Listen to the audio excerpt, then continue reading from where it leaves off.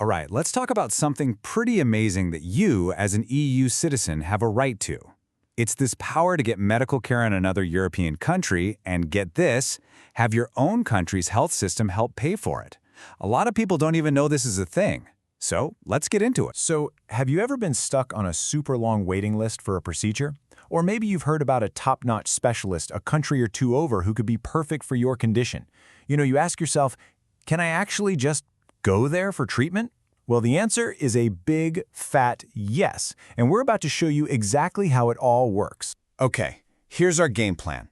First, we'll look at the problem this whole thing was meant to solve. Then, we'll get into your right to choose. After that, the big one, following the money. Then, we'll cover the one major rule you have to know. And finally, we'll show you where you can find some help with all this. Simple. Let's do it. So first things first, why did the EU even have to get involved and make a law about this? Well, because before 2011, things were, let's just say they were a real mess. I mean, just imagine trying to figure out the rules for 27 different healthcare systems with no guidebook. It was basically a legal maze. Patients were totally lost, with no idea if they were even allowed to go get care somewhere else, and absolutely no clue if they'd ever see a cent of their money back. The EU saw this chaos and said, okay, we need to fix this. We need clear rules for everybody. And that brings us to the big solution, this game-changing directive from 2011. It wasn't just a small tweak. It created a fundamental right for patients. At its heart, it's all about putting you in the driver's seat. And you can really see what they were trying to do just by reading the mission statement. It's right there. The goal was to make it easier for people to get safe and high-quality healthcare across borders. That language is so important.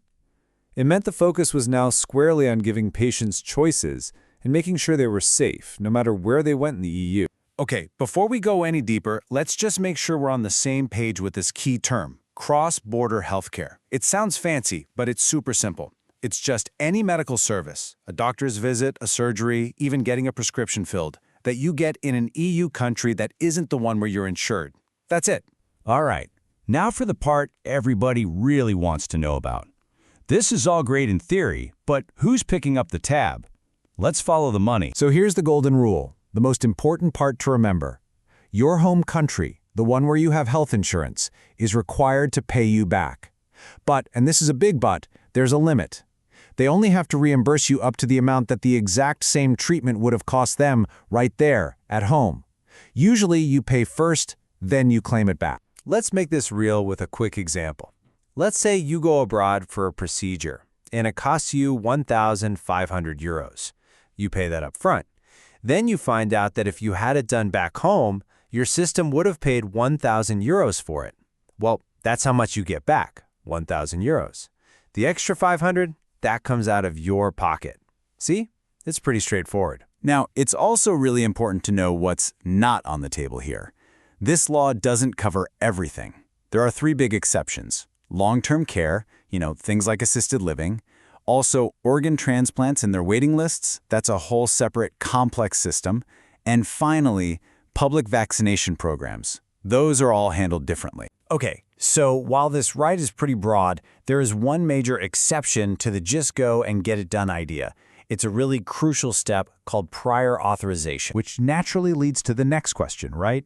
You're probably thinking, okay, so wait, does this mean I can just book any surgery I want in, say, Germany and just send the bill back? Yeah, not quite that simple. For certain kinds of bigger, more expensive treatments, your home country can actually require you to get permission from them before you go.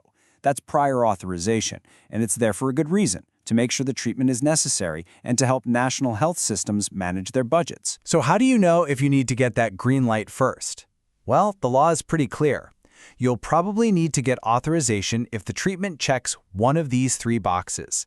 It requires you to stay in the hospital overnight, it involves some really specialized and expensive medical tech, or it poses some kind of special risk to you or the public. Let's just boil it all down to two main lanes, right?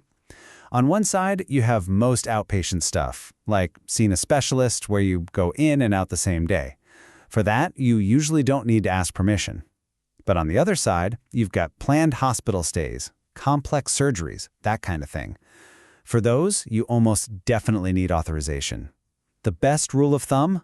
When in doubt, just ask your home system before you book anything. Okay, I get it. This might still sound like a lot to handle. Rules, money, getting permission. But here's the really good news. You are not expected to figure all this out by yourself. The EU built in a support system just for you. And that support system has a name: National Contact Points. Every single EU country has to have one of these. You should think of them as your official, free-of-charge help desk for anything to do with cross-border healthcare. They exist specifically to help patients just like you. So what can they actually do for you? Well, pretty much everything. They can explain the safety standards in another country, tell you exactly what your rights are, help you if you need to make a complaint, and give you the nitty-gritty details on reimbursement.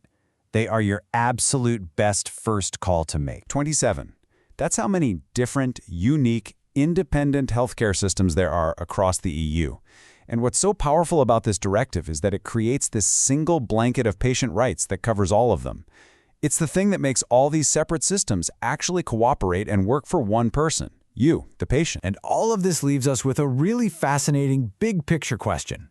By giving patients the freedom to choose their doctor or hospital anywhere in the Union, is the EU essentially building a true single market for patients? A future where the best care is available to everyone, no matter what country they call home. It's a pretty powerful idea to think about. That's all for this explainer. Thanks for joining us.